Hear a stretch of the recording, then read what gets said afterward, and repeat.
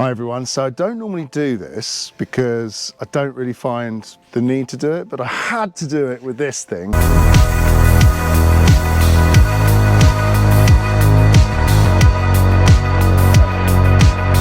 Bastien is the marketing lead of Leatt, and he has a hobby. It's called mountain biking or cycling in general, no? Yeah.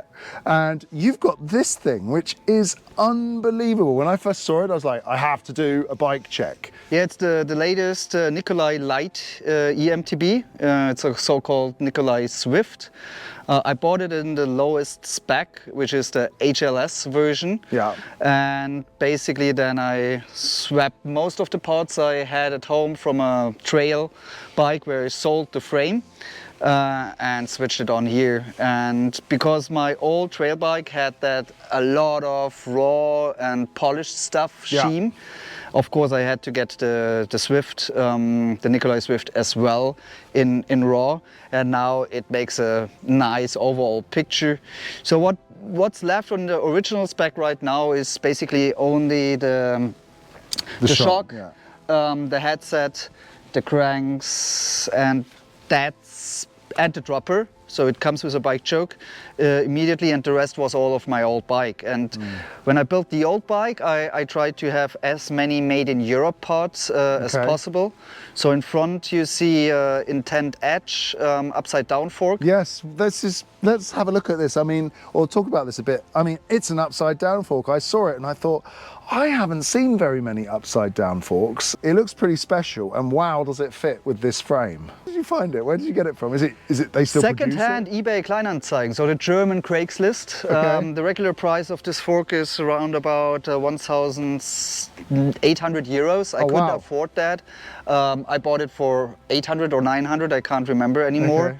Asked the seller to ship it straight to Cornelius Kapfinger, the founder of Intent. He is based in Freiburg, so in the very south of Germany.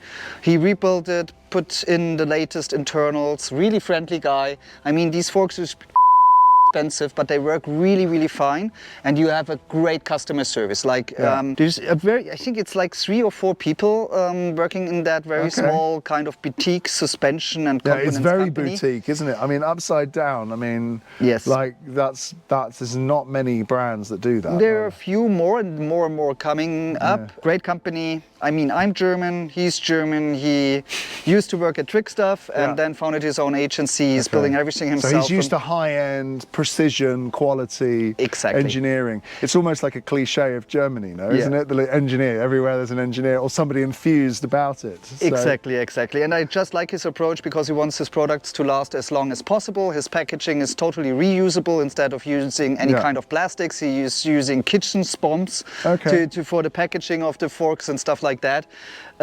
Apart from that, I try to have as much raw aluminium stuff as possible, from Hope pedals, Paul, USA stem, Garborok cassette, and chain guide. Garborok is from Ukraine, by the way.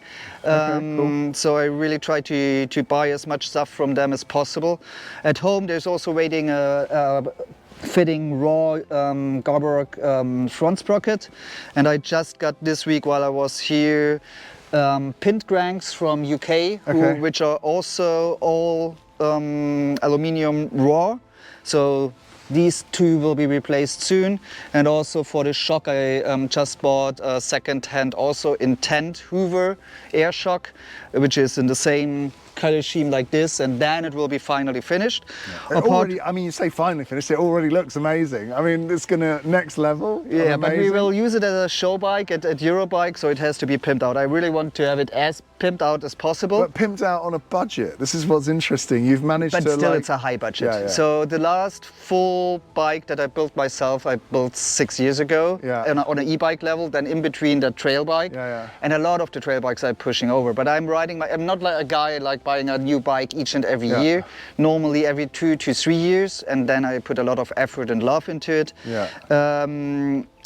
in general, on the contact points level, the saddle, the grips, the bar is I recognise SLQ those. Labs. They're very good. If you get an opportunity to try a bar or grips or the saddle especially from SLQ Labs.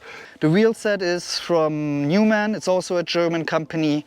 The brakes, carbon wheels? Carbon wheels. Okay. And look at the super hubs. lightweight. The hubs are amazing. They're like, and again, they look like polished aluminium as well, I assume. They are. Yeah. Brakes on there from Magura. I see the Normally levers. the MT7 comes with a dual pivot caliper in the back. I put also a 4 caliper in the back.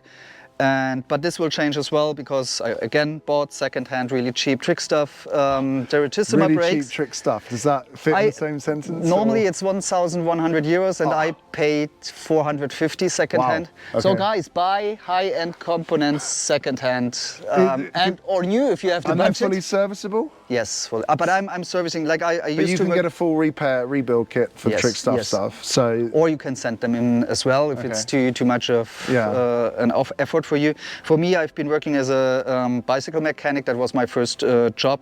So I love doing stuff myself. I have in my basement a full setup bicycle workshop. And I think overall maybe mentioning the weight.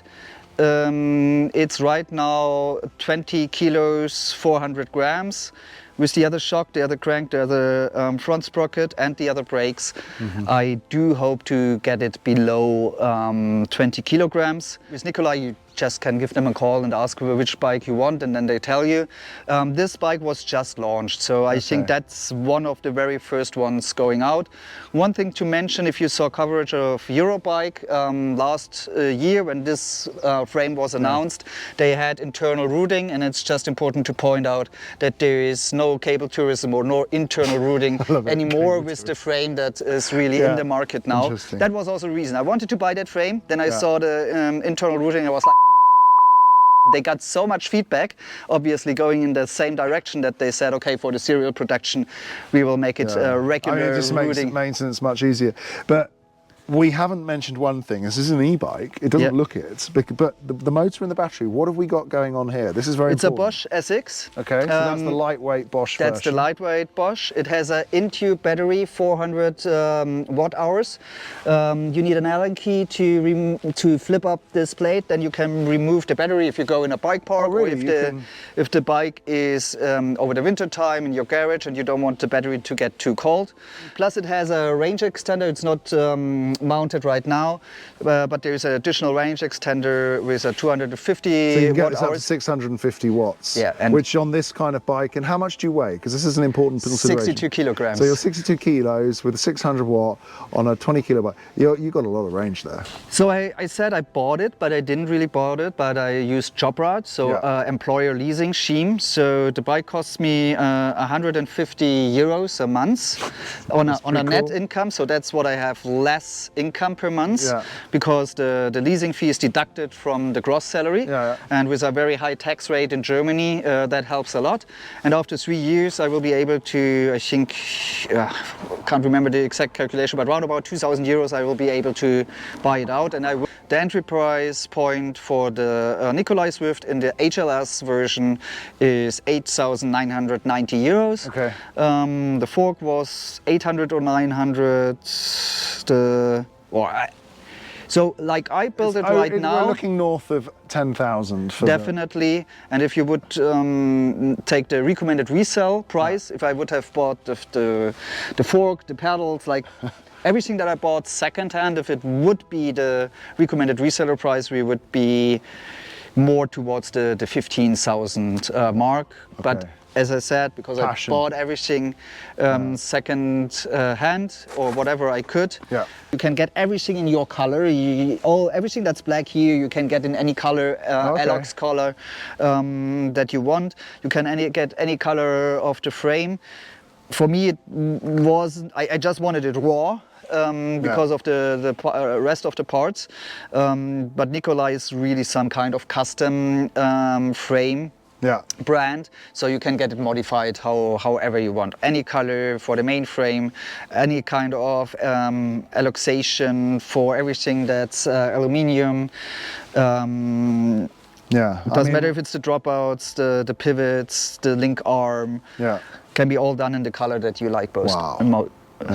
Well, I just got to say thank you for taking the time to show us the bike. Thank you for asking me. Yeah, I mean, it's such a beautiful object. I love bikes and Bastien loves bikes. So I think I'm going to do more of these videos when I find special bikes. I think it's definitely worth doing it. So if you're interested in sharing us your rides, then leave a comment in the description. Don't forget to like and subscribe. And hopefully we'll see some more bikes to this another time. Thanks for watching.